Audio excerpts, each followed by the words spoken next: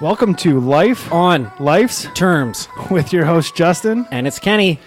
We today are going to get into why do people cheat on their wives with escorts? Does size matter?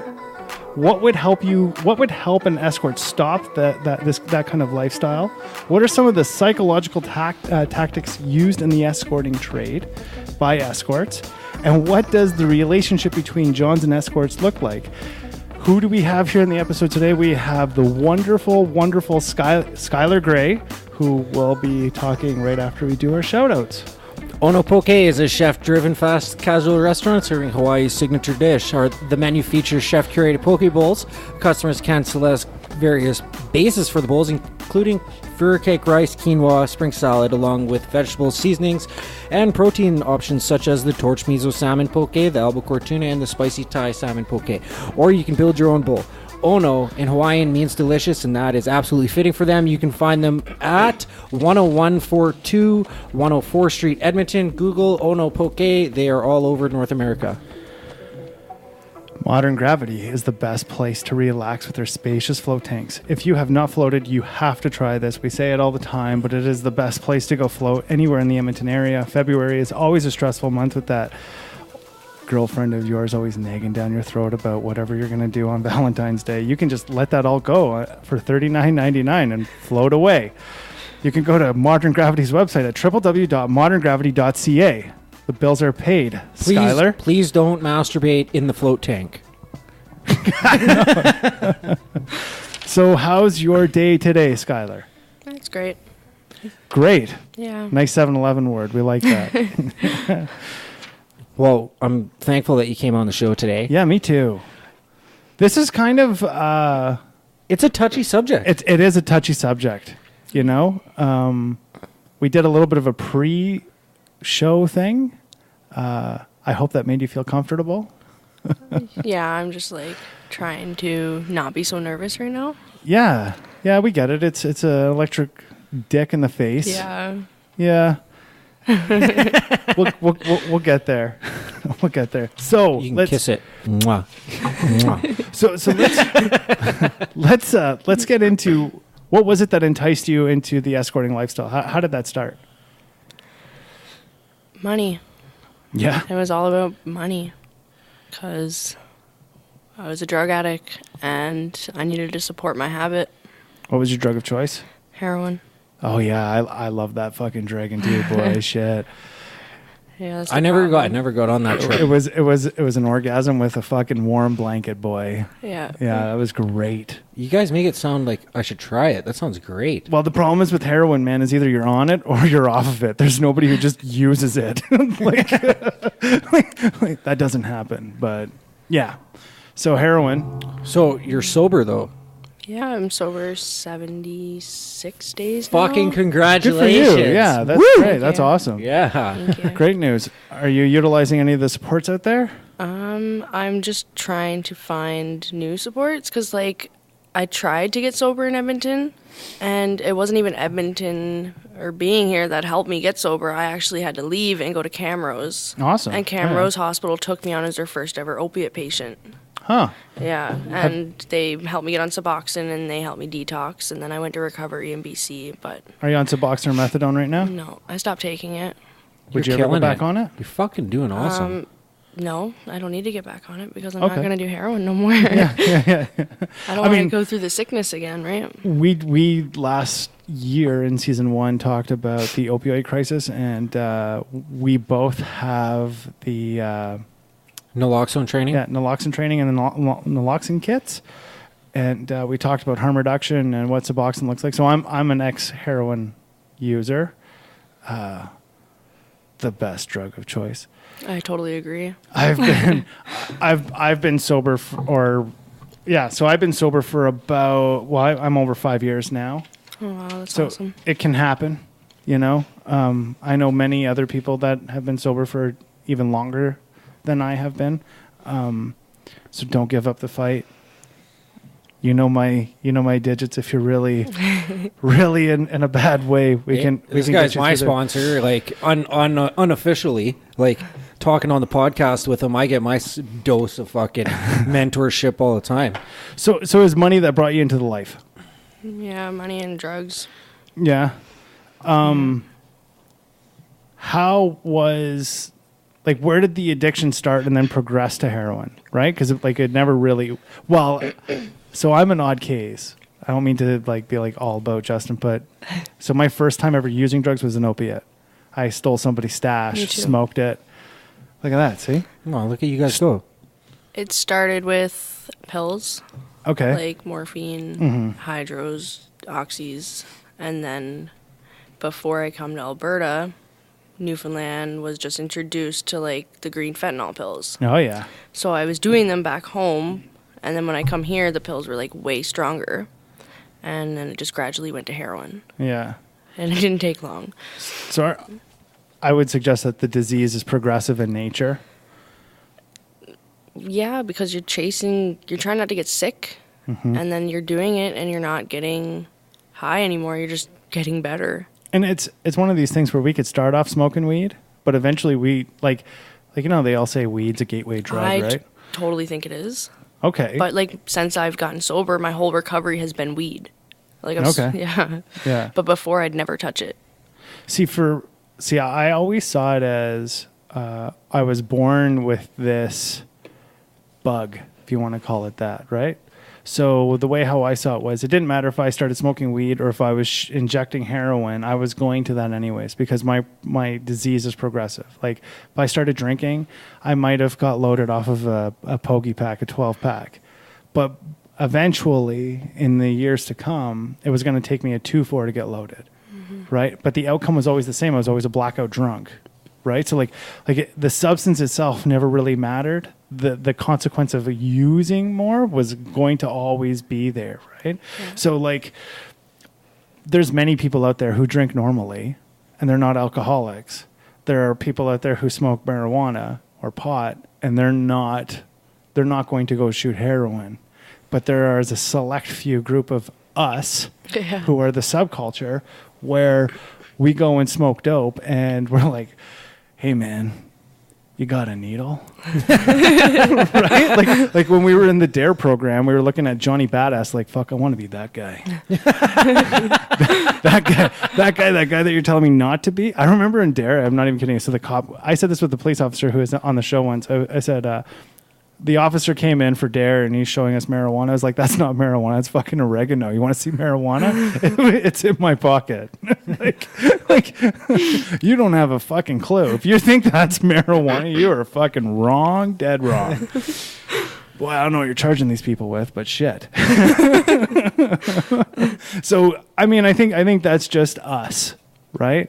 You and I talked before the show that, so I used to be a pimp, said it many times on this show, out of the lifestyle now, and it was difficult to walk away from. So I kind of have an idea of what that's like. Sky, what's your plans for the future? Like, are you planning what's your escape plan? Do you want to, this obviously isn't where you want to be permanently, you know, making ends meet. Like, I've taken shit jobs before too, like working at the dump, right? yeah. Literally working at the dump, this guy was. Yeah. And, but it, you know, serves its purpose and then we move on. What's your move on plan? I want to get back into school because I only have my grade 9. Yeah. I dropped out very young and left Newfoundland to come here, and I've been stuck here since. Living the Alberta dream. Oh, I don't know about a dream. But I would like to get back into school and get my GED and eventually figure out a career path because, like, I just got sober and now I'm at a place in my life where I don't know what I want to do next. Yeah. Because I don't have much experience in anything besides doing drugs, being an escort, and doing things I shouldn't do, and breaking the law. That's been my life for the past 6 years. I know two ex-escorts, and one of them is becoming a lawyer. Oh, wow. And the other one is becoming a social worker. I was thinking about doing something with addicts. I want to help addicts because, like, I got a really troubling story from childhood till now. And just since I've gotten sober, like, my friends that are addicts have taken initiative to go get on Suboxone just by hearing my story. And it feels really good that I'm helping people and I'm not even doing anything. I'm That's just amazing. like talking to them and telling them how I done it. And it feels really good knowing that people are like going by my story to like help their own story. So how'd you do it? I got put out on the street. I lost my place. It was cold. I was sick. And I had nowhere to turn. My phone had gotten stolen the night before I lost my house. And I was just stuck. And so I went to the hospital. I had a friend drop me off at the hospital. He kept all my clothes while I went to BC to recovery and stuff. And he ended up like stealing my stuff on top of it. But he took me to the hospital, and then the hospital discharged me by midnight. So I was put out on the street again, no coat, no nothing. And so I called the Hope Mission van. They took me to a shelter. I ended up leaving that shelter, still sick, still suffering. Went to another shelter, got kicked out because I'd walked in there at like 4:30 in the morning. Let's get you a little closer to the mic. Sorry. There you go. And the next morning I got kicked out because I wasn't on their list of people that are usually in the shelter. So I got put back out on the street again. Called the Hope Mission van again, went to detox, got denied a bed. And then I had met a stranger that was there dropping off a family friend, and he had taken me to Camrose. I got put into Camrose Hospital the next morning, and they seen like all the steps I took, and they wanted to help me, and they Give it a did. shot. It was scary, and I was all alone, and like I had nothing. I was just sick, like so sick, and the sickness is just brutal. I don't ever want to feel like that again. Yeah, it's ever. horrible. It's ridiculous. I just had enough. I couldn't do it anymore. Yeah, but I think we all kind of get to that place where enough is enough. We hit the point. Tired of being sick. I'm tired of being sick and tired. Yeah. You know? And that's amazing that Camrose took you in. As their first ever opiate patient, yeah. And you see, what was the lesson earlier today that we were talking? This will come out in tomorrow's podcast, but we were basically saying when the right thing is there, it just falls in your lap, right?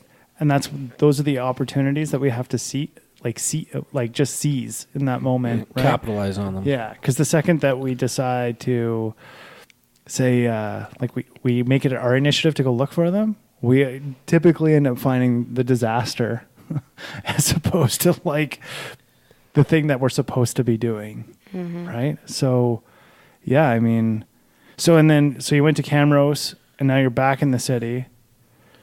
Yeah, I went to BC for a month in a recovery house. That ended up fucking me over too. And so then I got brought back to this city, which is not a good city for me to be in for recovery. But I'm doing okay.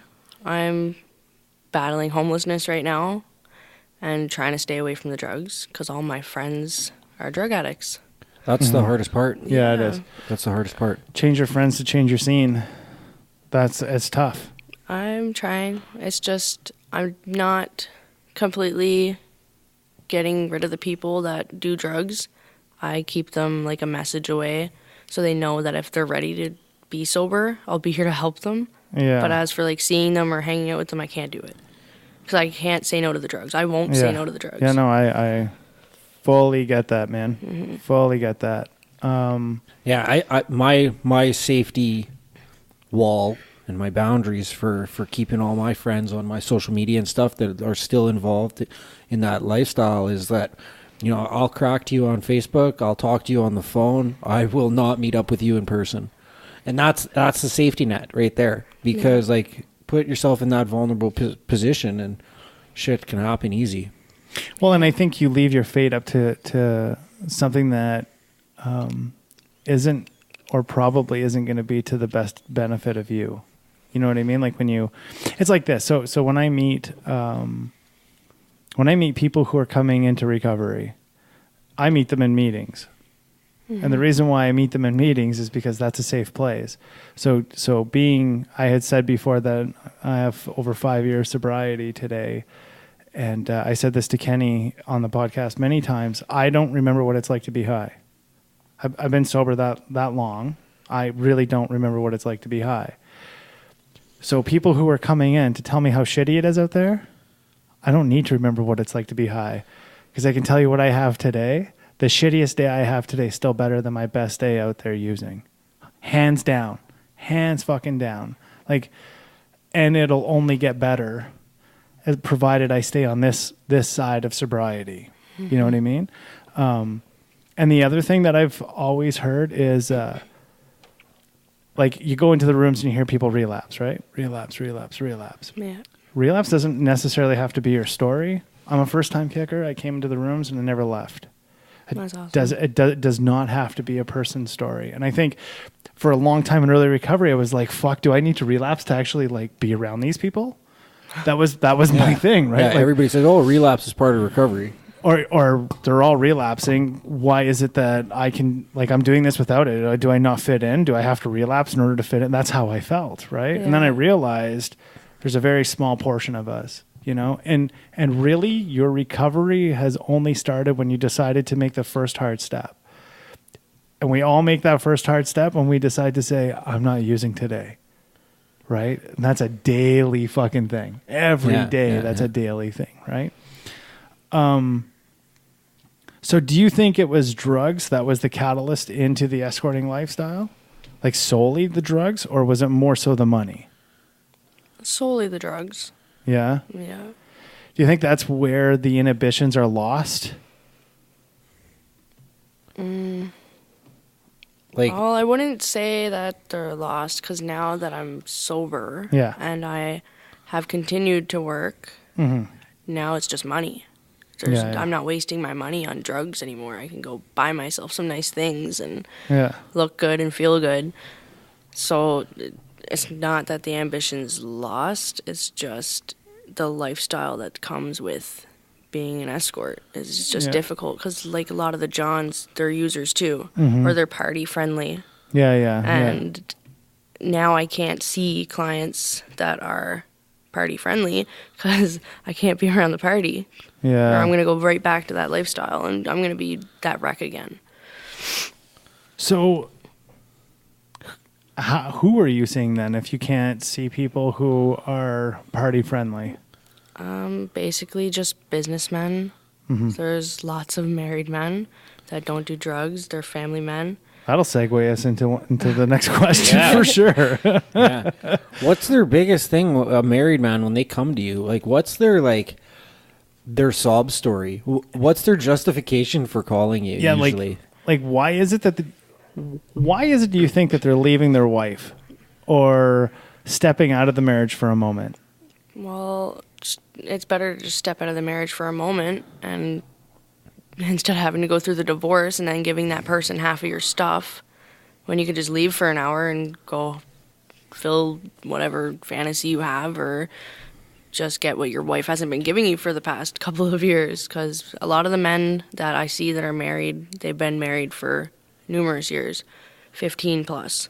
Okay. And they don't even sleep with their wife anymore.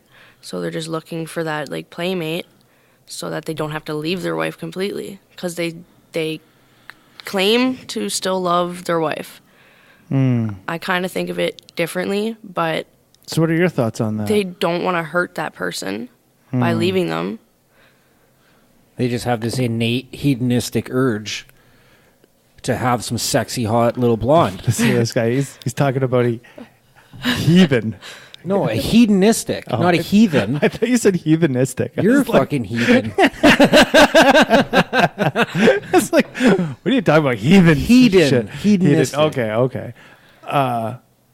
Yeah, so let me ask you this then. Do you think it would just be better if they were to walk out of the marriage then? I don't know. It depends, really. Well, no, because then they could just go get a girlfriend. What do they got? Then it doesn't have to be like a... Because most of the men have families. They have kids. And if they were to walk away from that marriage, they're walking away from their children, their wife that they've been with for however long. And if there is still love there, then he's not going to leave it for just a temporary fix, right? Yeah. Like I know one guy that I was seeing in the past. He was married. He had 3 kids. but his first kid was conceived like properly, like through sex, and then the other two were not. They had no longer been having sex, and Artificial insemination? he had jerked himself off, came, and then she inserted it into herself and got pregnant. Oh, she was a scoop goof. That's nutty. And like he just didn't have sex with his wife anymore, but he wanted to have that little sugar baby to spoil and take care of, but take care of his wife and his kids at the same time. Wow. Yeah. There's some fucked up. You know, when I was pimping, what you recognize is how fucked up some people's relationships are. Yeah. You know what I mean? Like there's some fucked up dynamics out there, man. Well, you know, like we've lived through some pretty heavy fucked upness, right? Sure. Right. So like everybody's got their own level of fucked upness. I mean, I'm not sitting here taking a seat in the judgment seat, but at the same time, it's like when you're away from that fucked upness and then you hear it again, you're kind of like, yeah, man, people are pretty fucked up. Like, You want to know what happened the first time I ever called an escort? sure. Let's. Okay, so like I just went through like a pretty emotional thing. I found out that I was having my second child with a woman that I wasn't gonna be with, and like my first baby mom got pregnant and then ran away, and then my second baby mom called me over when she was 3 months pregnant, and she's like, "Sit down." And I'm like, what do you mean sit down? She's like, I have something to tell you. Sit down. I thought she was going to tell me she had AIDS. And then she hands me this envelope. I open it up. It's ultrasound. So I like lose my shit and I go in this like drunken bender for months. Like from that point until my first child was born and then past that. And so like I was around these guys who used to call escorts all the time, and like I was like, okay, I'm going to do it, you know? And like at this point in time, I was like making some good drug money. So I had some extra cash to blow, and not too much.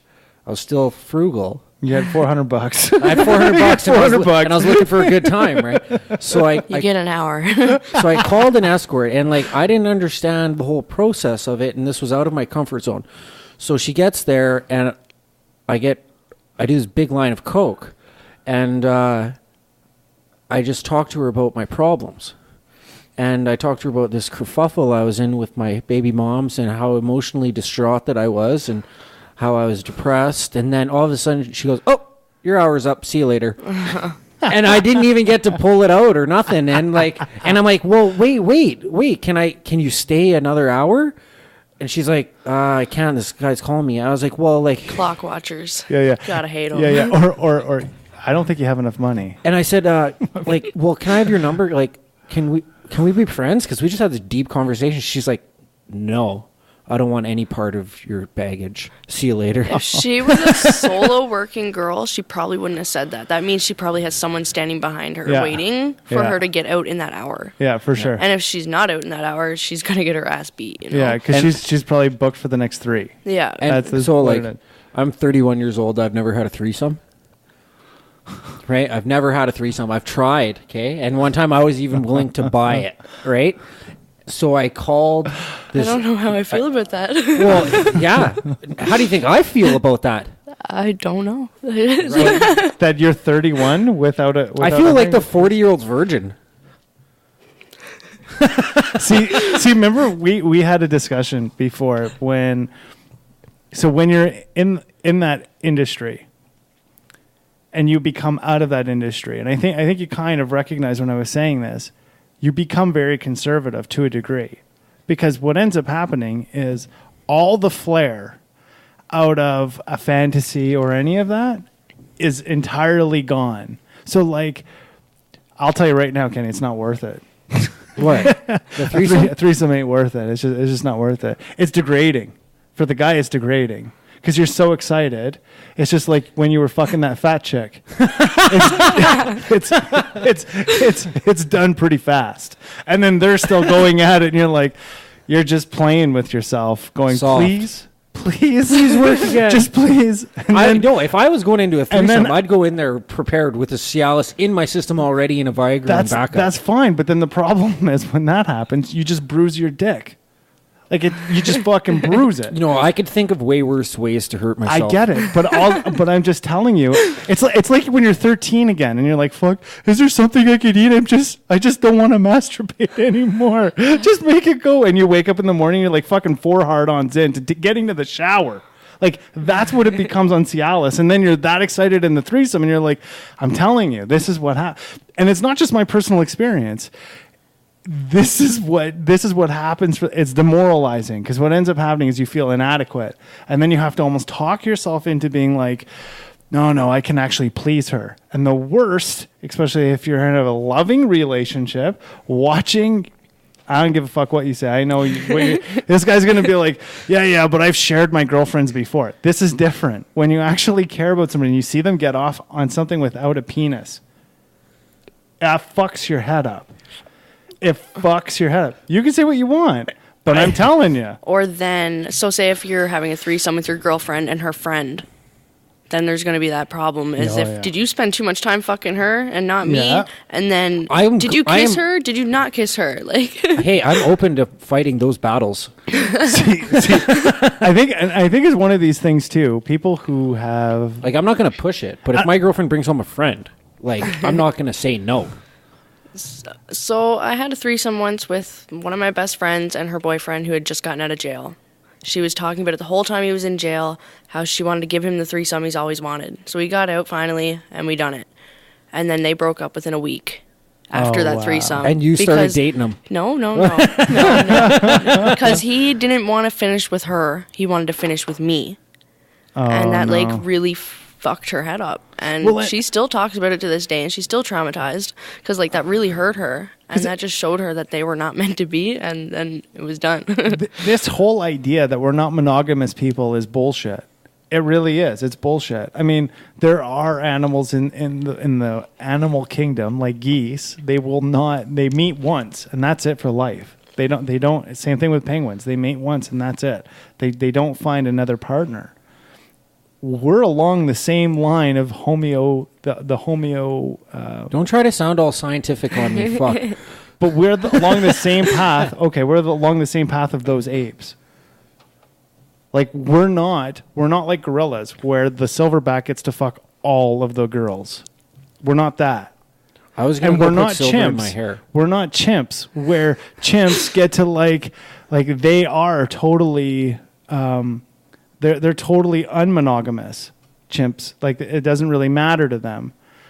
But then we're more like baboons where they are monogamous. They don't go outside of their partner, and they do in their society have things like rape, and they do have things in their society like molestation. Like they do have that, which is very much similar to our society.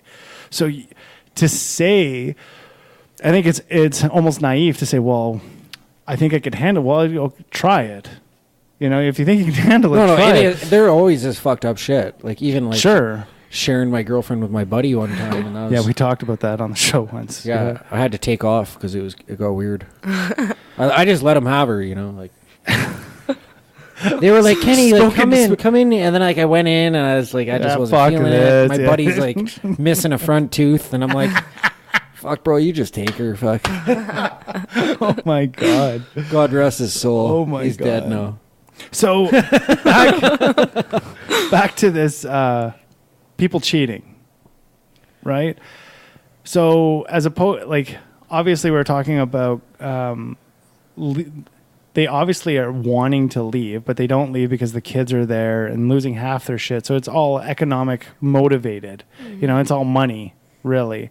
But do you think that it could be also because of the fantasy piece? They don't want to see their wife in that light?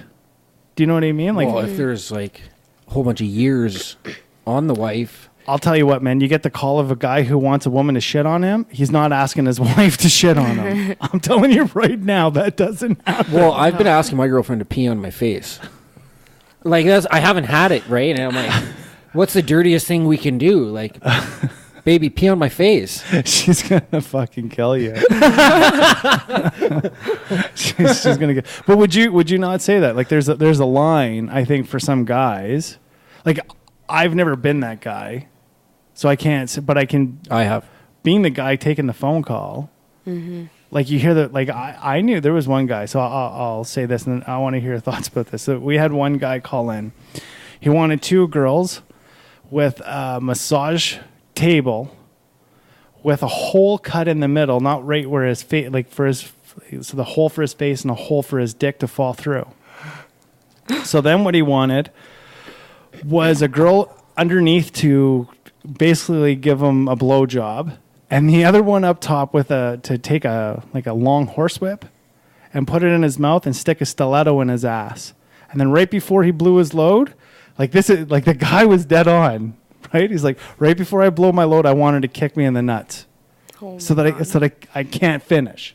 It's like I cannot finish. It's like if I blow a load, I'm not paying you. I'm like, you're fucking paying me before they even get there. like that's what's happening. No. None of this bullshit. You're not paying me. No. Do you understand? I'm buying a fucking massage parlor table today. Do you get that?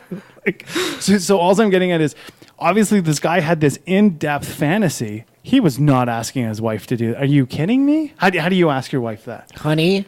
It'd be embarrassing, I guess, on his part. Like, being with someone for so long and then that person not knowing that you have these, like, little fantasies. It could be quite shocking. It could ruin your marriage anyway. Yeah. So I understand why a guy would go to an escort and just pay her, and then she can do whatever he wants. And then he can go home and go back to his normal marriage. Let me ask you this. What's the most fucked up fantasy you... Oh, you fucking stole my question. What's one of the most fucked up... when you give one, I'll give... There's another example I have that might be pretty...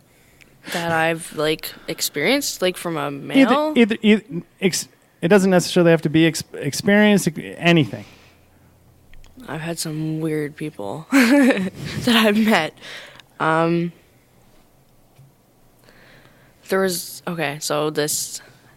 is like retaining me, and this guy coming to my hotel room, and he came in and he snapped these rubber gloves to his wrist, and he like asked me to turn around while he sat on my bed, and I thought for sure he was gonna like stab me or like hurt me. But I turned around and he had his gloves on, and then he lifted one butt cheek, dropped it, lifted the other butt cheek, dropped it. He was jerking off, like, with 2 fingers because he had no penis. It was just this little tiny, like, thing. And it wouldn't grow. And he came, and he took his gloves off, he kissed me on the cheek, and he left. And it was just really weird. Wow. It was so weird. I don't know if that's, like, a fantasy or... I don't know what that is. But it was really weird. I don't know what that is either. That's like... Well, if he's got a real tiny dick, it'd be hard for him to get into a relationship. So he just wanted to weigh your cheeks. I mean, you know what? There's many ways of performing sex. It doesn't necessarily mean penetration. Yeah, no. See, I think that's the other thing, too. When you're experienced in this field, you recognize that sex just doesn't pertain to intercourse. There's many ways of performing a sexual act. Yeah. And having pleasure in that context, right? So... I just really like spooning nowadays. Yeah. All the shit that you've just said. Well, no, but like, you don't have to like any, but why are you? No, realistically speaking, like, I'm a cuddler. I bet you are, Mr. Codependent. No more. I'm fucking codependent as fuck. Like, we went over this in the earlier fucking episode. Like, so it's coming. That's coming out tomorrow's episode. So you're the big spoon, right? Or are you the little spoon? Both. Sometimes I just want to be cuddled from behind by my old lady, and she does. She's good. She fucking takes. So sometimes he plays the damsel in distress, and sometimes he plays, the knight. That's okay. That's how you keep the fire alive, baby. Role switching. Yeah. Am I going in you, or are you going in me?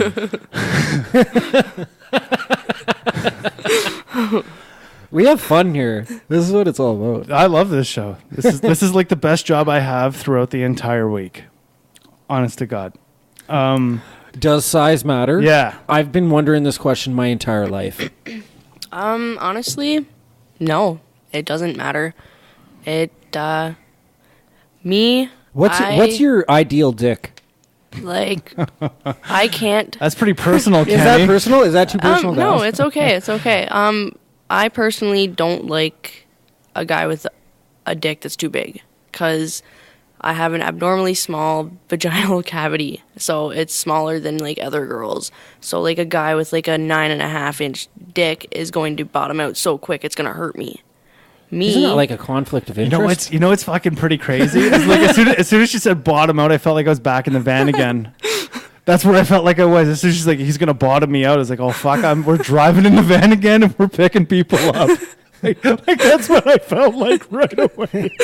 Bringing back some PTSD, or well, not PTSD, but like those are the conversations that happen in the back of the van, where girls are like, "It has to be so big, it needs to hurt. It's got to fucking hurt me." And then there's other girls. I hate that. There's other girls that are like, "No, I have another one coming up. Are you fucking crazy? He'll bottom you out." Yeah. Anyways, I always see the pull like that. That's it with girls. They either like a really big dick, or they don't want the big dick at all. Would you agree? When I was doing drugs, a big dick was okay once in a while. If I was like really pinted out. Pint is meth. Yeah. Some of the listeners don't know what pint is. When I first started doing meth, I had the craziest sex ever. Yeah, and so did I couldn't get enough of it. Me too. Yeah, figure. It was great. But then it eventually like stopped where I didn't want to have sex anymore. That's because of heroin. That's because of heroin. Heroin's better than better than sex by far. Yeah, I agree. Yeah. But it won't be though later on. Believe me, we did an episode called Sober Sex. Check that out. I talked about that, how sex becomes better sober, even better so than heroin. Not kidding you. It happens. You just got to give it a chance. Yeah, it takes a little bit of time. I'll try it. So sex is better on pint or meth. Yeah. Then it got bad. And then I just didn't care for it anymore. And then, so much in my head right now.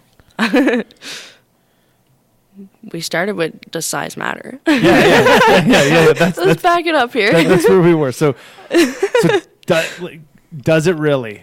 No, you're saying it doesn't? It doesn't. Not to me, anyway. I'd prefer someone on the smaller side.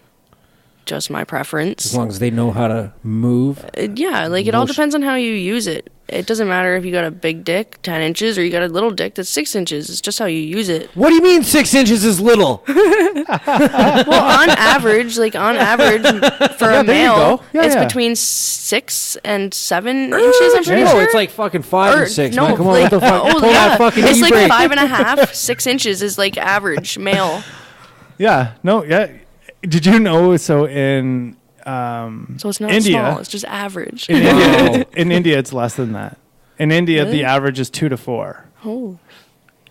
China is like better than that. There's a reason why there's Kama Sutra. You know where it came from. But European males are predominantly on the larger side. You know the other? No, we can't go there because we've been sued already once. So we're not. We're not going there. The other thing that I had just thought of when you were talking: does endurance matter? I would say yeah. Like, if a guy's a 2-pump chump, it takes longer for Uncle Ben to get off. Like Uncle Ben is in Minute Rice. Duration does matter. Yes, but me... Considering the circumstance, though. Right? Sometimes you want to get the fuck out of there, right? And then the other times you're am I being bent over the dryer and being fucked quick? Like, or are we just going to go? Yeah, like, okay. I don't want to lay in a bed for an hour because it gets boring. Okay. I like quick sex. 15 minutes tops. Or I'm piecing out anyway. Okay. So... how is sex for you, like, when you're not working? Like, do you have relationship sex? I have... So, I work and do whatever there. I don't sleep with a lot of my clients, honestly. Mm-hmm. Like, at all. It's companionship. Yeah. It is. It's more companionship for a lot of them, and, like, where I don't post anymore. I just see, like... past clients that I've seen all along. I know what they want, and it's simple. If I were to like post an ad and then have to see new people, then I'm at risk of like getting hurt, and it's dangerous. So I just don't do it. But like when it comes to not working and having sex, I'm like I think about having sex with people while I'm not working, but then I go to have sex and I'm like, fuck, I'm doing this for free right now. I'm not getting paid. Yeah, no, that's a real deal, man. Yeah, like I remember in early recovery, because I would help escorts out, right? Like, it was the guy who would, jump on the white horse, codependent Justin, let's go save. And as I'm on my way there, what I'm thinking is, I'm not getting a fucking cut of this. That's what I'm thinking. Remember how I was saying, so in tomorrow's show it'll come out, but I was saying, like, I had to just start doing good things for good people, for people, just to be a good person. Because for me, it was about profit. So if I walk into that hotel room, man, and I'm going to knock a motherfucker out. Like, I'm knocking him out. I'm taking everything, and we're going to take his fucking phone, and we're going to tell his wife, fuck this. And if I can find his vehicle, I'm putting his fucking license plate on Report of John. Fuck him. He'll never be out there again. Like, that's what you don't do that. Right? So, like, but that's what fucks you up, is that those emotions for money. It really fucks you up. And it takes a little while. And for me, it took a little while in order to realize that you can help somebody without getting paid. Well, that way of thinking is fucked up. It takes a while to realize that you can't put a price on those emotions after a while. Right? That's the difficulty, because that's where it's difficult. It's difficult to get there because that's your motive. You know what I mean? Yeah. And then if you do it for nothing, like I have been in those situations, and then afterwards I'm like, fuck, I'm an idiot. Like, what did I just do when I could have just got like $300 for that? And yeah. It plays a role on my head, of course, but I'm kind of... you know what? There's somebody out there, though. Like, when you're ready to shut her all down, you're going to find that perfect guy that, he's going to... Well, that goes to the other question. What would be the one thing that would take you out of the lifestyle right away? Like, that happened tomorrow, it just happened. What would that be? I honestly don't know. I don't think... maybe if I, like, met someone and fell in love somehow. Yeah. I can't see it happening anytime soon. Well, you never know. We might get bombarded with a whole bunch of emails. I'm telling you what, you have a pretty sexy voice. I'm sure people are like pulling it when you talk, and they stop when Kenny and I's voice comes on. 100% that's happening. Probably. Well, you never know. You sound pretty good on that mic. Yeah, they could be. They could be like, yeah, masculine light. They want, they want both. I'm a hairy fuck, though. They want that beard on their back. Well, yeah, I grow a sweater, so it's not all that appealing. A red one? No, it's black. Oh, it's black? Just the man. beard is just blazing red. This does not match the carpet. Not even a little bit. That was my next question. Like, waist down, I'm Italian. Waist up, I'm French. That's what that is. So now you get in trouble with your partner. That just got me in trouble with mine. Yeah, you're getting in shit. Well, she doesn't listen to the fucking shows, though. Yeah, that's right. Golden. Mine does. I'm golden. I'm in the doghouse for the next month after this episode. Do you think? So do you think that to leave the lifestyle, right? Collectively, for anybody that you've seen leave successfully, because we all know those people who have left successfully, right? How much strength do you think that takes in order to take that first step? Would you compare that to stopping drugs? Because do you think that the lifestyle is that addictive, or is it easy just to walk away, do you think? Now that I'm not doing drugs, it'd be a hell of a lot easier to walk away from. Yeah. You just need a financial it's money. Like, that's the only reason I'm still doing it is because of money. Because, like, I'm in such a bad situation. Yeah. But, like, when I get my insurance settlement, I'm waiting on an insurance settlement from an accident I was in. As soon as I get that, like, I don't need to work anymore. Yeah. And I'm just like praying for that day to like hurry up Yeah. because I don't like working. Yeah. Yeah. It's really hard on my head. Yeah, for sure it And is. it's like, it's degrading. It is degrading. Yes, the money's good, but it's so much to deal with after the fact, behind the scenes, sitting by myself, just thinking about everything that I've done or all the people I've seen. Like, my number just keeps growing and growing. And it's just like, holy fuck. You know what? I'll tell you this. So, like, being in the lifestyle, and so I was the guy when you're crying, I'd be like, it's okay. It's just one more. No big deal. Right? That's what I was. So I'm going to tell you, this is what I learned, because that was my number. Right? So there's a couple times I went to meetings, and girls who used to work for me were going to meetings as well. And imagine being the ex-pimp walking down into a Cocaine Anonymous meeting, even though I'm a heroin addict, okay? Walking into a Cocaine Anonymous meeting, and here's some girl who has a year and a half sober and sees me walking down. Actually, here's a better story. So I was in a treatment center. This will paint a better picture. I was in a treatment center, and this girl was getting her birthday. Her sober birthday, okay? And I remember sitting in that place, and this is my first anonymous meeting ever. This girl worked for me, and there was a gang, so to say, that had fun with her, so to say, to put it in a polite way. And I remember sitting in that meeting thinking, the fucking hell I put her through, right? And all I was thinking about was me in that situation, right?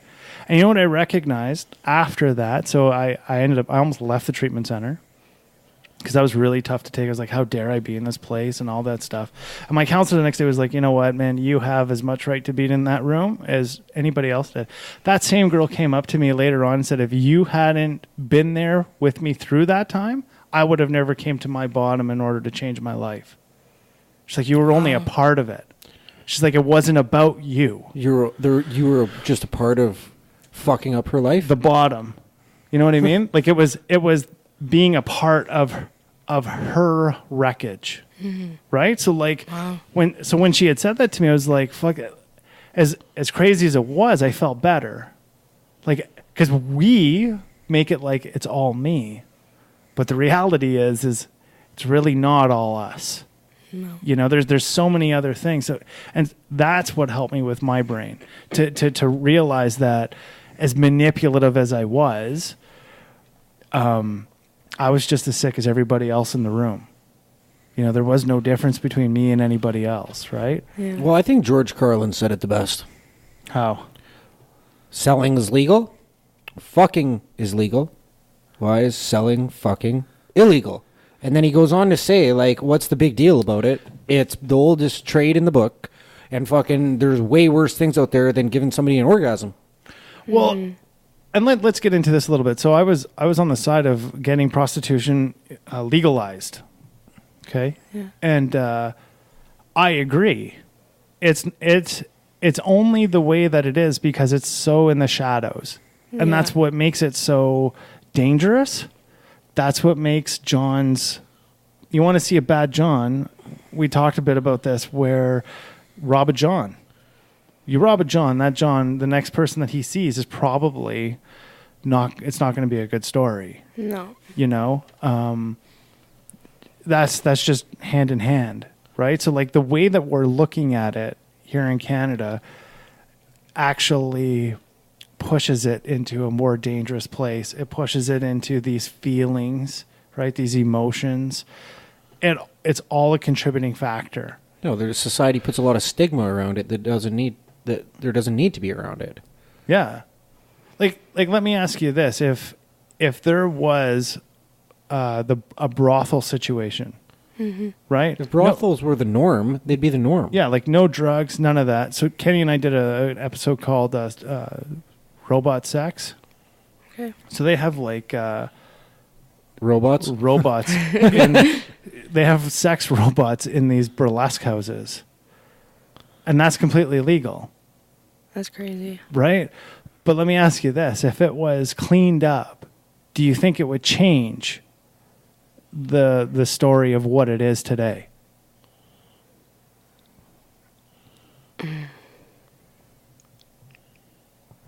don't know. You don't know? I just want to know how much the guy gets paid to clean out those robots. Oh, could you imagine that job? Ew. Ew. That'd be a rough one. That's right? gross. You ever seen Howard the Duck? The movie? Yeah. No, I haven't. What? Oh my fucking god! I don't watch TV. It's like an old movie from the 80s. It is an old movie, but Howard the Duck. I come from the French world, man. If it wasn't in French, I didn't fucking see it. You have to watch that. Maybe one day. Have you watched Wild Wild Country yet? No, I'll write it down. yeah. So let's talk about manipulative behavior. How important is that to use as a tactic? Because I think that this is actually an opening, aside from the profession, just women in general, right? Guys, we hit things. We don't really, for the most part, men don't know how to be manipulative. They suck at it. Well, like 101, Kenny. What? What the fuck is that? I'm teasing you. You just weaponized that mic in front of you. I'm just fucking with you.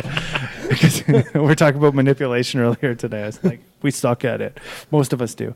But how much of a defense mechanism is it? Like, it's a survival tactic, isn't it? I'm quite the manipulator at times. What's your biggest tool?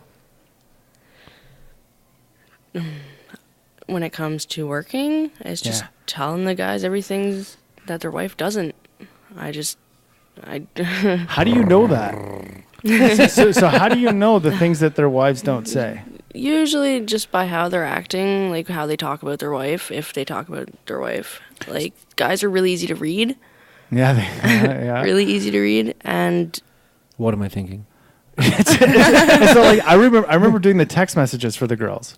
Yeah. Right? Like they're off doing their thing. And so like you have to start thinking Like a girl. Like a girl. That's how I see, right? Like, But remember I told you it's a pimp's intuition? You being a guy, you know what another guy wants to hear. That's right. So you texting I've as been that in girl. that spot before too. That's right. Texting for the girl. Yeah. Yeah. That's that pimp intuition. It's psychology. It really is. It's like, and you have to do it so that you know when she gets there, she's still safe. And you're not going outside of the realm of what she would do. When I was like pretending to like talk dirty and flirt with a guy on the phone, I was questioning my own sexuality after that. I was like, am I gay now? It's like the first time You were probably happy, yes. If that's what you meant by gay, yeah, you were probably happy. It's like the first time, I ever got We're not getting sued again, right? Kenny. We're not getting sued again. Gay was happy. Yeah, you were happy. Well, like I was questioning if like does this border on my own like homosexuality? Yeah, like it could be. It's like seeing the excitement through those texts from those other guys. Well, I guess I didn't get a boner. So. You're probably safe. I think you're good. You still get hard when you see a woman, right? Yes. I mean that's the deciding factor here. I mean, you could be bi, but whoa. But I'm already in the doghouse when I go home. If my old lady thinks I'm gay, then I'm fucking. But likely not. I Kenny. am fucking. There can't be any way that you're bi because you wouldn't get hard from these text messages. No, yeah, okay. Oh, there you go. There you see. Yeah. Safe. So yeah, let's dive into that a little bit about the manipulative behavior. So what's the phrase you hear all the time, and then your response? So when a guy says this, you say this because you know his wife isn't saying that. Sorry. I don't know how to word this right now. This is like role play. A little bit, because it does boil down like that guy who called about the S&M shit that I was talking about earlier. Mm-hmm. You knew it because when he called on the phone, his voice was really quiet. It was really, really quiet. I was talking on the phone. Wait till you see my dick. He was till you see my dick. It was really. The girls told me it was actually really, really tiny. That's what the girls were saying. So when he was talking really, really quietly like that, I was like, he's a fucking nerd. Like I knew it right away. I could see the glasses on his face.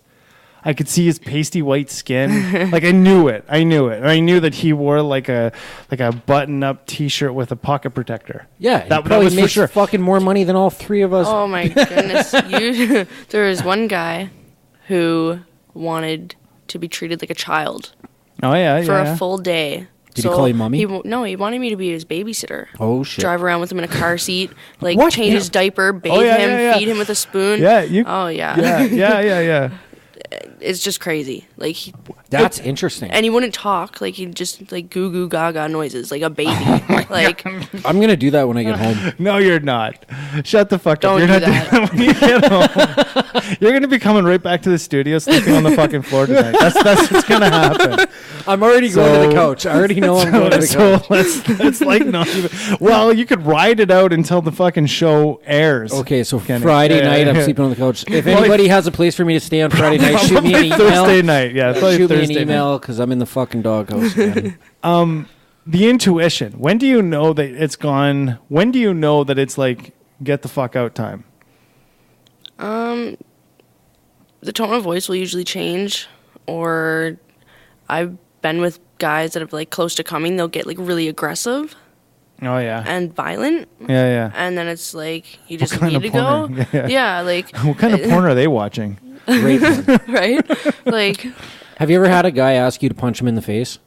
I had a guy who I had stilettos on, like 6-inch stilettos, and he made me walk on his nuts Nice. with my heels. Oh. Yeah. That's like the same guy with the hard on asking for a kick in Stiletto. the dick. He had a stiletto up his ass, and the girl was holding the whip in his mouth, pulling like a fucking horse, like pulling his head up. And So ramming pulling his his head stiletto up and in. then ramming her fucking stiletto in his ass, and then the other chick right before he blew kicked him in the fucking nutsack. Somebody's jerking off right now for sure. Dominatrix. Yeah. Like that's a mysterious world there. What's the line for you? I can be pretty crazy at times. I've had my hands chained above my head with actual chains, and I've been beat with a whip. Every time I'd ask him to stop, he'd stop. But, like, I was bleeding. Like, it was bad. Now, it was good paper, but that was almost too much for me. And not worth it again. No. Yeah. No. Let me ask you this too: is it better with protection? We'll call it PIMPA protection. Is it better with that or without? As shitty as they can be, Yeah, they can be pretty shitty. they can be pretty shitty. I mean, yeah. Well, I've had good and bad. Okay. I had one. I'd prefer to do it alone because I don't. Not after my last experience.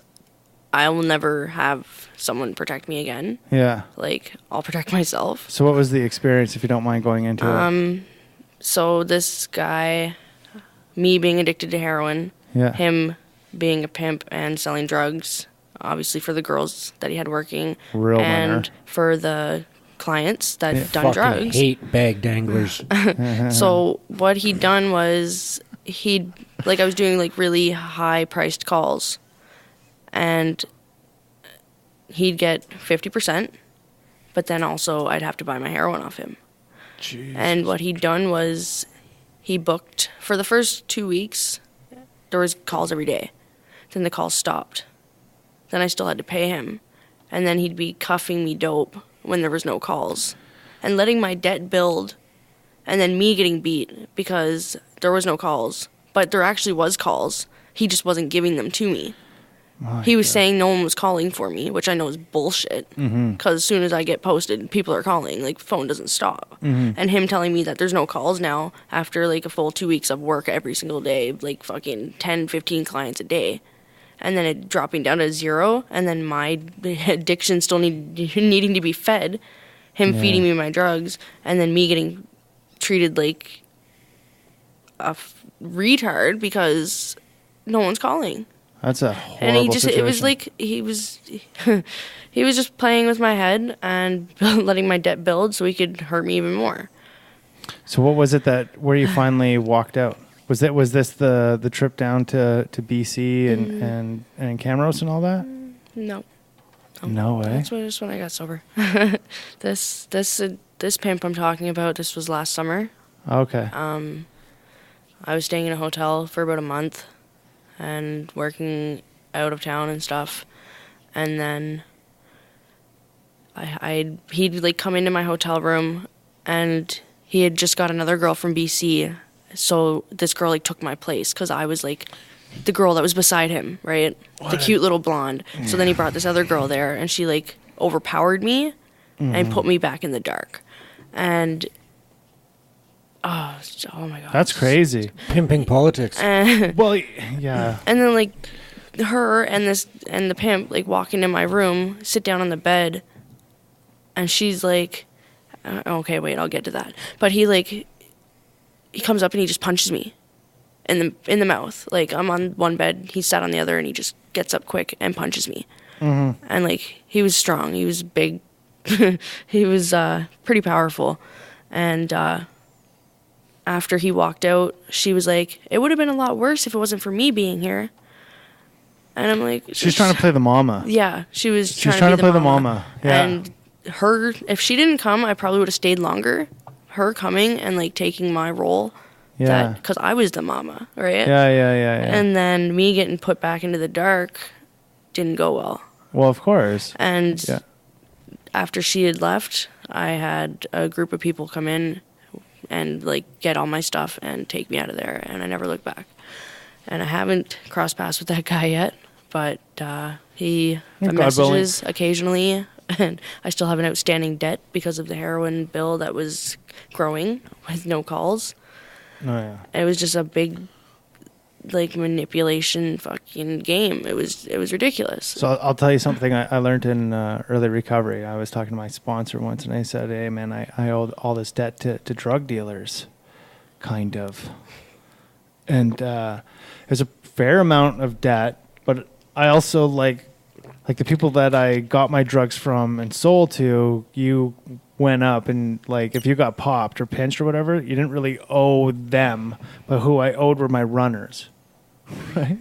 my runners didn't get the next thing. The phone went down, blah blah blah blah blah, because they got the stem phone when I got pinched. And I remember I thought like this is bad news. I got to pay these people, and my sponsor's like, no, you don't. You don't have to pay them. You're just going to contribute to like more shitty things. So he's like, next time you see a homeless guy on the street, throw him $2 or give him a loaf of bread or something. That's how you're going to pay your debt back. And That's that the just best way to put it. that just flipped it. So like when I had people come into the rooms like, you owe me money, blah blah blah, and then I was like, well, I already paid your debt. I'm like, what? Yeah, all my bail came back, like all this because I had large amounts of bail. I put it all back out into the fucking shelters. What are you, crazy? Shit. My lawyers got paid, and the rest that was left all went out there. You know, like that's the way how I dealt with that. Yeah. And that financial contribution. So like, you don't have to pay him. that's ridiculous. But what's the opposite to that story? Like, when is there good protection? And let me ask you this. Is it really like Superman? Because I remember being put in a place where, like, there was just some girls I could not please. Like, they would make chaos. Shit would go down. And then you're sending somebody in there, but they literally expected you to be Superman. You should show up before this shit goes down. I'm like, how the fuck do you contain crazy? Like, you're fucking crazy. You're killing my phone because you're fucking crazy. Yeah. Like how do I contain you, you fucking moron? Like, when are you on your reg? Take a week off. Anyways. I don't know. Like, I've had a few situations, I guess, where my pimp has played Superman, but I'll never get another pimp. If I'm looking for protection, I have a lot of good friends. I don't hang out with girls, so I don't need any girls in my life. Yeah. I have a lot of guy friends, and they're muscle. So if I need someone to be there to help me, I just call on my own friends. I wouldn't ask somebody to work my phone or book my calls because then I'm losing money. Yeah. I changed the mindset because I don't need that pimp to take care of me or book my calls or not book my calls. She read Codependent No More. Yeah, pretty much. Because if I do have that pimp, then I'm just losing out on like 50% of what I could be making. Yeah, I know. The people I knew never took that much. That didn't happen. Like the people I knew, that to me is an atrocious amount of money. Well, if the guy's like taking you out to go shopping, buy your lingerie, buy your condoms, your lube, and everything, and your room, and your food and whatnot, then that's that. The last pimp I had, that was his conclusion, was he does all this stuff for me, so he gets 50% of everything I make. So the way how... But then he gets 100% because really I'm buying drugs out of the rest of my money, and it all goes to him. So the way how I knew people who did it was your apartment was paid, your flights were paid, your hotels were paid. There was no in calls. They were always out calls, and nothing less than 4 hours. No. Sounds like a good business model. Yeah. Where do I sign up, buddy? So what ended up Where happening, do I sign Where's up? the sign-up sheet? so what ended up happening was the employees would get paid once a month X amount of dollars. And there was never an expansion to more employees unless there was a bit more clientele that could not be provided for. So you never had the mama scenario like you were talking about. And the person who was running that part of the business, they never had a mama. It didn't work like that, because once you start like having that internal fighting, fuck me, man. It's hard enough to run drug dealers. You know what it's like to have like 15 escorts pissed? You thought your wife was bad? No. This is a whole new world. And then these people used to have like a Sephora or Mac account. And then spa days. So like they would get spa days once a week all the way throughout the month. And it was typically before their 4 to 5 day shift. They just fucking unionized escorting. Well, this was the reasoning for legalization, That seems like quite the setup. right? Because once you do things in that way, right, it takes away a lot of the risk, and it takes away from people conjuring at a building, right? Because that's when it becomes dangerous. When you see that two Johns crossing each other in a hallway is not fucking good, man. No. Like it's just bad news, right? And right away, the inadequacy of the next John's gonna feel like he's not even an inch high. If they see An any inch male long. at all, they're probably going to turn around and not go to the door anyway. Yeah, they're gone. Yeah.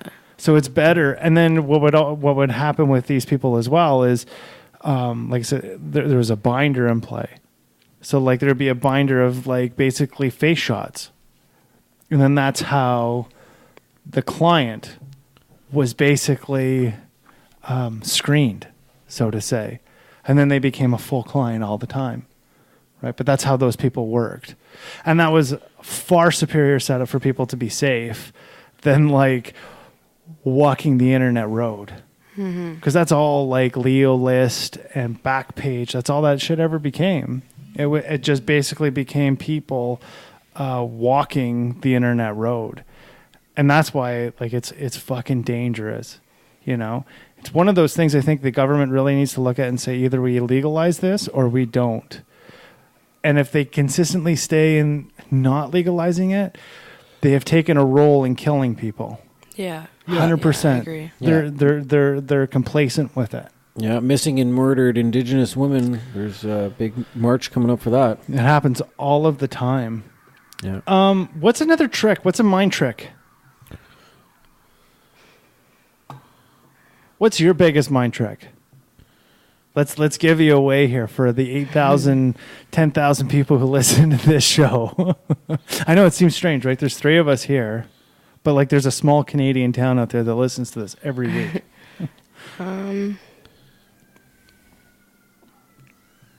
Mind trick that I play. What's the sexiest thing that you do to get that thing over with?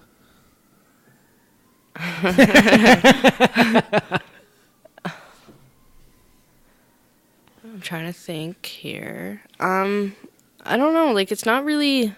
I have a very flirty personality. Okay. I just I just know what a guy likes, and half the time I don't even need to play a role. I just be myself, right? And that's enough for that guy to like. You just won the hearts of all listeners. Yeah. Like I just felt a warming. You just made me like. I have butterflies. so many clients that have like come to me after the fact, like after months and months of seeing them, and they just they're falling in love with me. Like you wouldn't believe how many guys fall in love with me. And it's not even me pretending to be someone I'm not. It's just me being me. And it blows my mind. Like I've asked numerous people, I'm like, why does this keep happening to me? Because I'm just the bitch in the end when that person gets hurt. But I didn't try to hurt them. I didn't try to make them fall in love with me. I was just myself. So we had that question of what's the dynamic of a relationship between a John and an escort? And you were kind of saying earlier, like, you only see your regulars now, right? And there's very, very, very little sex that actually happens, right? So is it like a boyfriend-girlfriend kind of relationship with all these individuals? Like in the emotional... For some it is. Yeah? Obviously, some take it more seriously than others. And the time that we do spend together, you can tell they're like looking at it as a relationship. But I'm not looking at it like that. But I guess... I don't know. That's me, for sure, in a nutshell. What's that? Like, every time I've ever paid, I always ask them... Actually, I enforce it. That they have to say they love you? They have to tell me they love me. Oh, my God. Psycho. That's the psycho. Tell me you love me. Tell me you love me. It's not going to work until you tell me you love me. You need to kiss me on the lips. I want to know your real name. Yeah.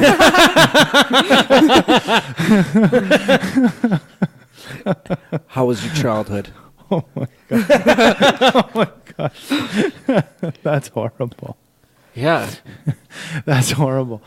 I'm almost speechless. So these relationships, how many of them are just things like a means to an end?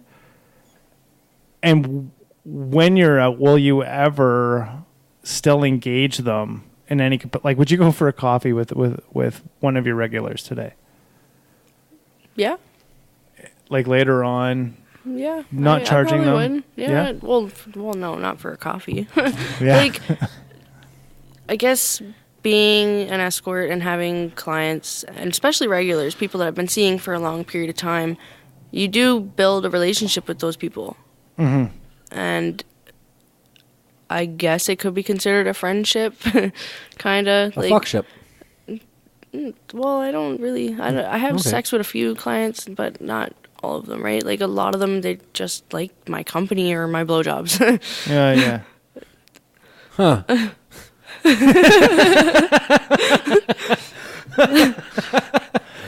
That's tomorrow's episode.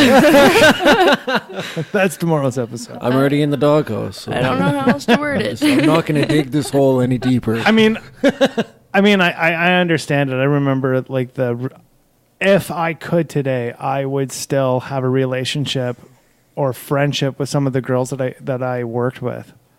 100% I would, because they were just good people.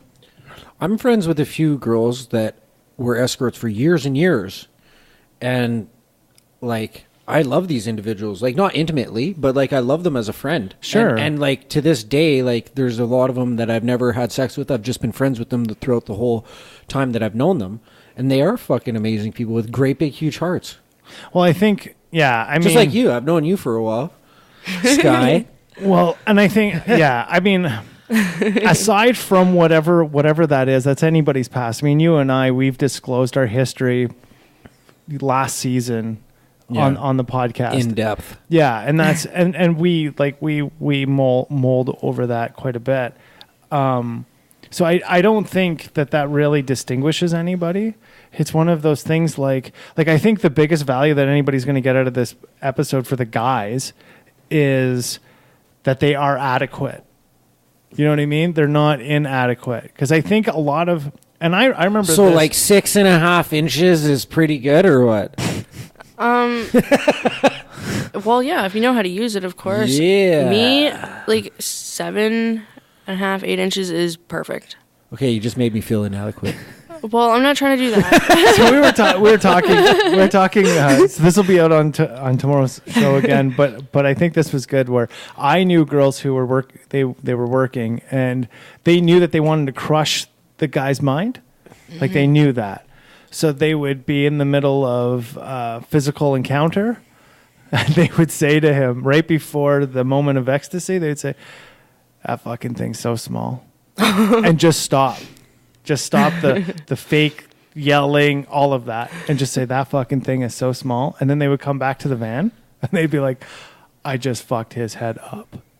And proud of it, right? Yeah. So, like, there is that side, too. And that will create a bad John.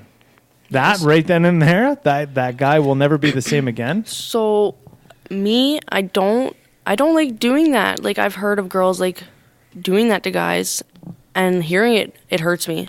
Because, like, what if someone, like, came to me and said, oh, your boobs are uneven or something, and it'd make me think that I wasn't enough. Yeah. So then... Well, I'm a pretty good judge. So if you want an honest opinion... So when these girls are, like, being mean and belittling these men, I actually, like, have a spot in my heart where I'm like, that's so rude. That's so mean. Sure it is, yeah. I won't do that. Yeah. I'll make that person feel really good. Okay. I'll praise them up even if they're not worth praising. Yeah. Just because I don't want them to feel like they're not worth it, you know? They might not be worth it to someone else, but, like, if they think that they're worth it to me, being who I am and, like, my personality, maybe it'll, like, help them in their life, you know? So we need to get her in on our book club now. I thought she was okay with Codependent No More. No. You need to come do the work with us and do a little bit of Codependent No More with us. Well, I got the book here with me. I carry it with me everywhere I go now. Yeah, we're gonna give you the run through in the first chapter one of these evenings. Before I encounter a stranger, I like to reference codependency no more before I fucking sink my ship anymore. Oh my God, that's so true though. Yeah. No, I completely agree with you. I mean, again, if the escorting industry or business was cleaned up and legitimized, legalized, that kind of stuff wouldn't happen. You know what I mean? I think a lot of that could be mitigated and stifled if it was legalized. You know, I mean, it's horrible what people go through because of the way how the industry is today. You know, we for sure know here in the Edmonton area that there is a psychopath out there murdering escorts, and they have still not found this guy. So I'll it's not you. So, truth be told, so I had I think I can break this anonymity. The guy's dead. So I do step 5s in my fellowship. This is going to be tough to say. The guy's dead, though. So this guy... Wait, does he have a family that can sue us? No. Okay, we're good then. They wouldn't know it anyways. So anyways, this guy came to me for a step 5. And he was in the life, air quotes, and started talking about a guy down in Calgary that he knew who was definitely killing escorts. For sure, and knew this guy was really smart, and he said he would come up to Edmonton, so on and so forth. Now, the disclosure that I know is, I mean, is this guy really telling me the truth or not? Mm-hmm. Or is he just telling you about himself? No, he was. I knew this person. Okay. He wasn't on that line. But this guy would say he wouldn't allow this fellow that he was talking about in Calgary to meet his daughter or any of that stuff. He knew him his entire life, but he literally said he was like a Paul Bernardo. You know what I mean? He just had no empathy, no care, right? And this is what bothers me when we talk about legalization and making the escorting business legitimate, is it doesn't have to be a dirty business. It doesn't have to be that. However, we entice it to be that. We make it that way. And then we allow and endorse these people that this guy was talking about to basically do what he's doing and get away with it, because there's no stopgap measures. There's no real protection. You know, there's these shitty pimps out there who are doing shitty things, and then it just perpetuates it even more. You know what I mean? And so, like, when this guy was giving me this full disclosure, being a guy who used to be in that lifestyle, there's not many times that my face changes in a step 5, which is basically like a confession. So I'm pretty straight faced throughout the end. But this was the first time I actually showed emotion, because it really bothered me that. And I said my best advice to him was, you need to go to the police. You know, regular people call that, like, people in our old lifestyle call that ratting. But the reality is we've changed our lives. Yeah. And being a normal person, this is what normal people do. They go and tell the police about these atrocities. Well, the only reason why he didn't, actually, he ended up not. So this is why he committed suicide.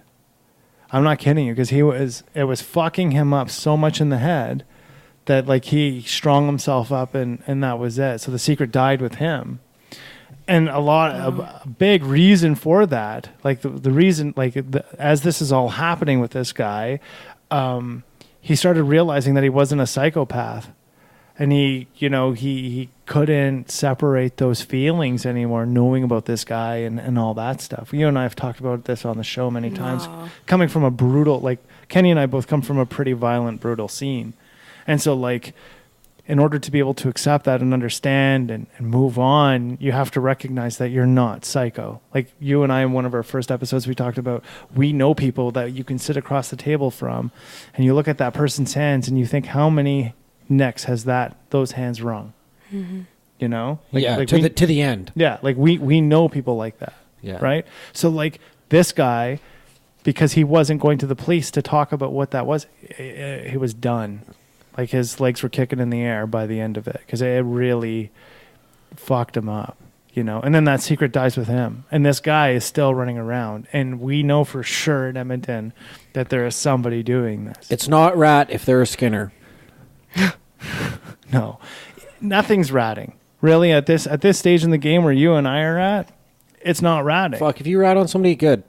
Yeah, I mean, that's what normal people do, right? We had fucking Mike Elliott, president of the Edmonton Police Association. Shout out to Mike Elliott. He was amazing. Shout out to Mike Elliott. You know, my only cop friend, my first one and only cop friend, Mike Elliott. I got David Veach. Shout out to David Veach. We should get him on the show one day. Look at us. You would love to meet David Veach.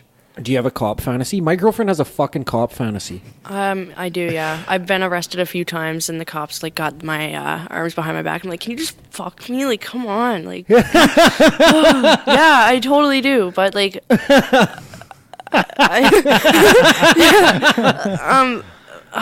yeah, I do. The struggle's real. Yeah. What about the short cops? Do you still like the short cops? The what cop? The short cops. Short? Yeah. I don't like short guys. What the fuck? First she kills you in the dick, and then she kills you in the height. Yeah. But now I'm helping them stay out of the doghouse, you know? Fuck sakes. That's by what? Agreeing with the cop fantasy that she has? We're gonna get you to read that Codependent No More, and then you will not place this on her anymore. I'm fucking upset right now.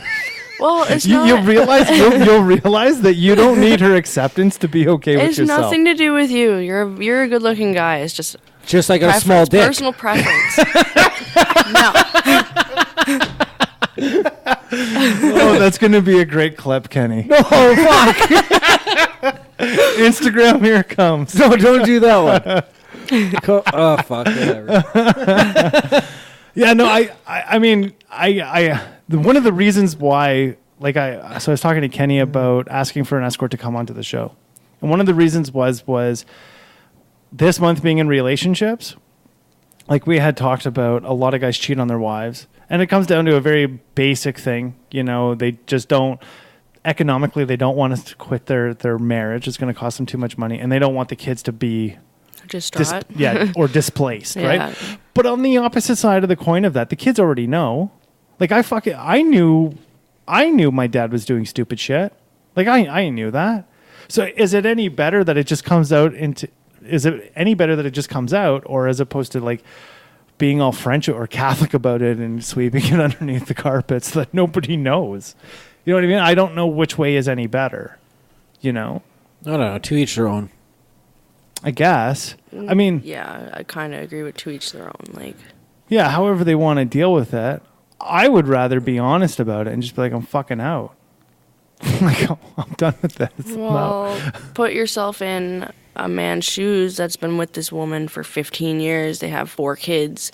You guys have a house. You guys have pets. Yeah, vehicles. if you say you're out, she's fucking taking the majority of it. So if you're just dipping out for a piece of ass, you're throwing away all of that Yeah. that you've just built over these 15 for years. sure, you half know? of Have you ever had like customers where the wife knew that he was out on the gallivant, so to say, and she was okay with it?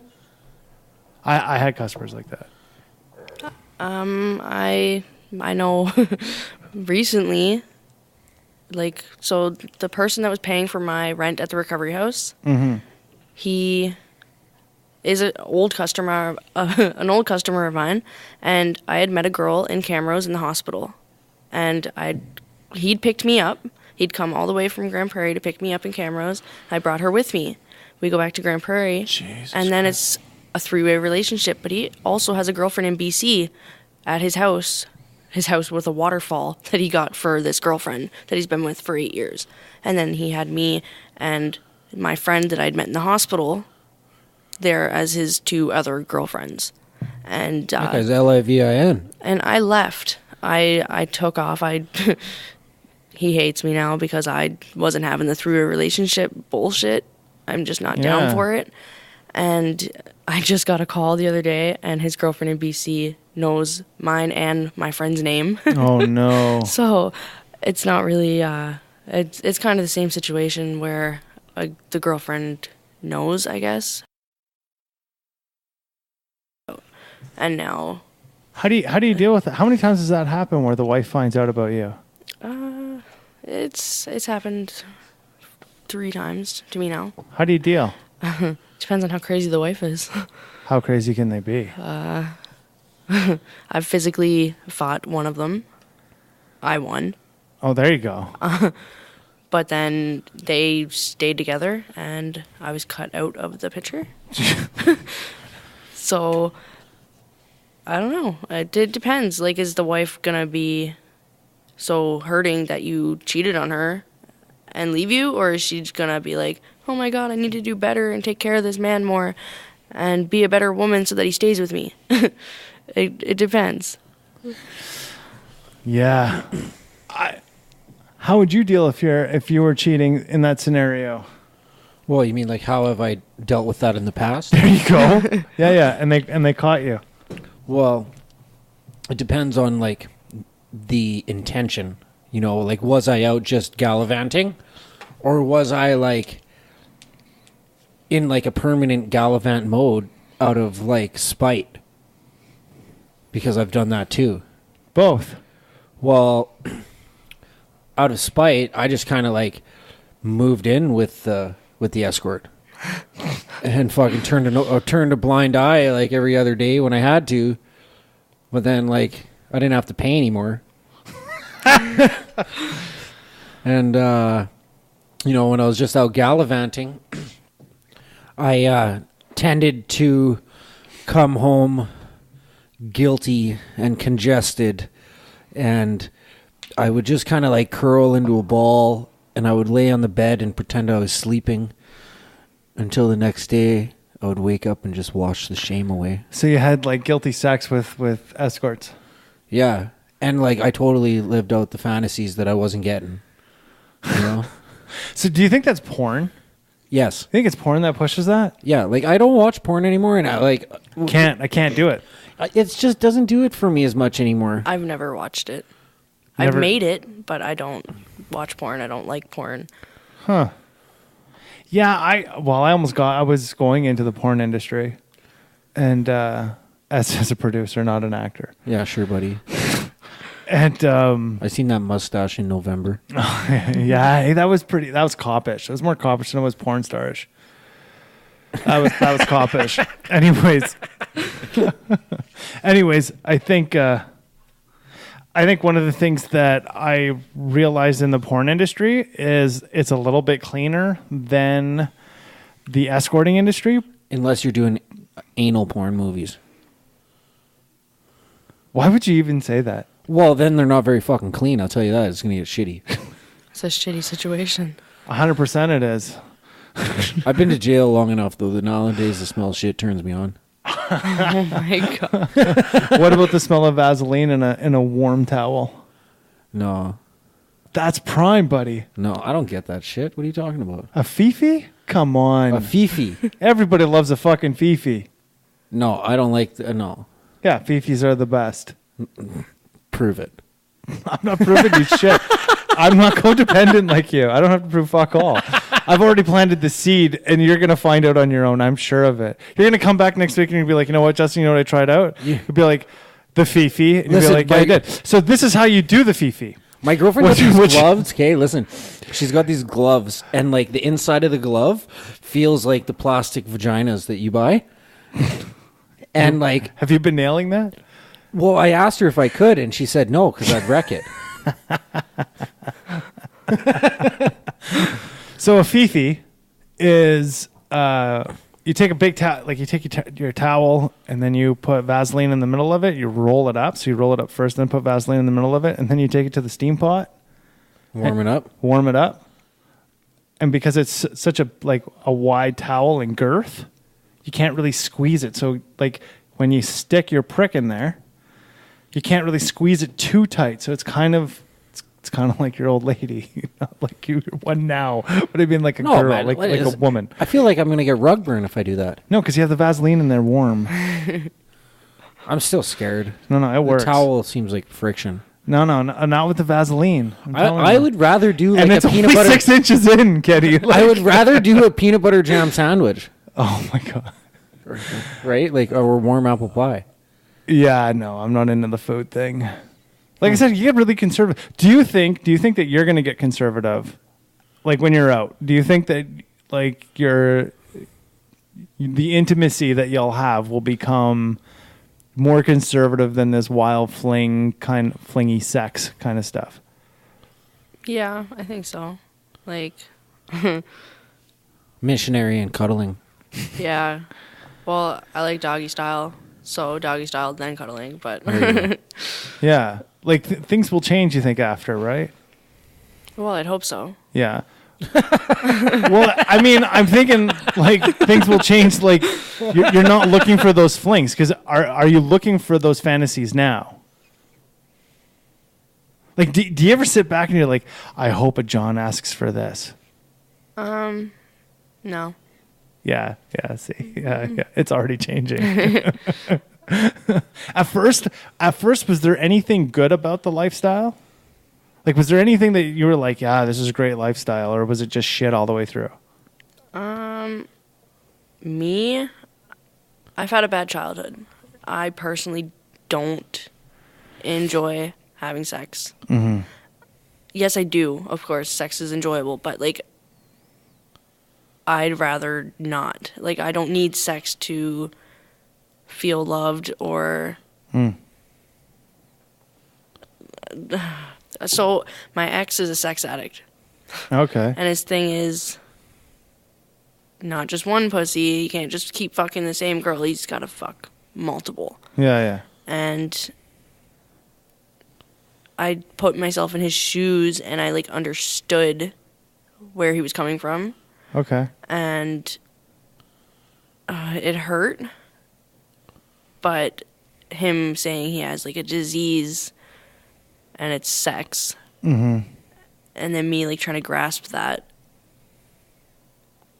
because I don't enjoy sex and he does enjoy sex, but with like multiple parties, it's hard for me to. I don't know how to word this right now. Well, I get it though, especially because I know this individual. Yeah. Yeah. It would be hard to accept that that's what he is.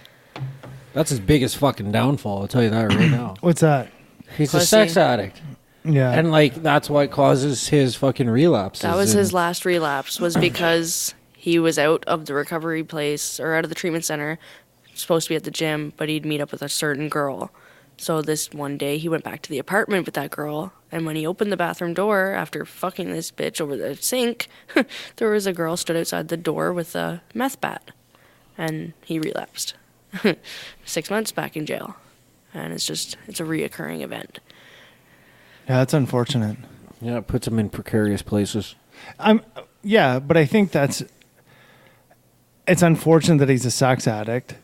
But says he's a sex addict. I think one of the things, is that we can all find the treatment that is needed. He just needs to feel loved. Well, I think I tried. I think one of the things too that comes about, especially when we quit doing drugs, we look for that excitement, right? So you can replace it very quickly with an orgasm. Like you'll notice people who come off stimulant use, like methamphetamine, cocaine, not so much heroin, but those two drugs specifically, they will turn to sex. Heroin addicts go to food. That's where heroin addicts go. A lot of them, that's where they'll end up going is to food. That's usually, it's the chocolate thing. Some addicts are like that. I don't really eat, and I don't eat junk food. I don't eat chocolate. I don't drink coffee. I don't drink pop. I had a Monster for the first time ever in my life today. I fucking just pounded a Red Bull into me. Yeah. Woo! Get that ready, India. Gave you wings. Yeah. Yeah, I think it's a very unfortunate situation when we go through those things, but I think that's just like a part of the entire package, really. I think that happens to all of us, really, right? Final words, we're gonna give it to you, Skylar. Is what would you say to any girl who's thinking about? So this is the other thing. Girls, they think that they could just pull this lifestyle off. Oh, I can't be that bad. So on a we just had a girl in the studio who's like, yeah, it can't be that bad. No, man. It is really that bad. It is so hard on the head, and I have mental health issues. It doesn't make it any easier. So for a girl looking in from the outside saying it's probably not that bad, it is really that bad, and I wouldn't recommend it to anybody. Yeah. Ever. Yeah. Because even after doing it for so long, it's still degrading to me, and I still frown upon it. Yeah, the money's okay, but having the mindset to be able to handle the situations that you put yourself into and some of the men you have to deal with, it's you always have to deal with it after the fact. It doesn't just end when that call ends. Yeah. You're battling yourself afterwards.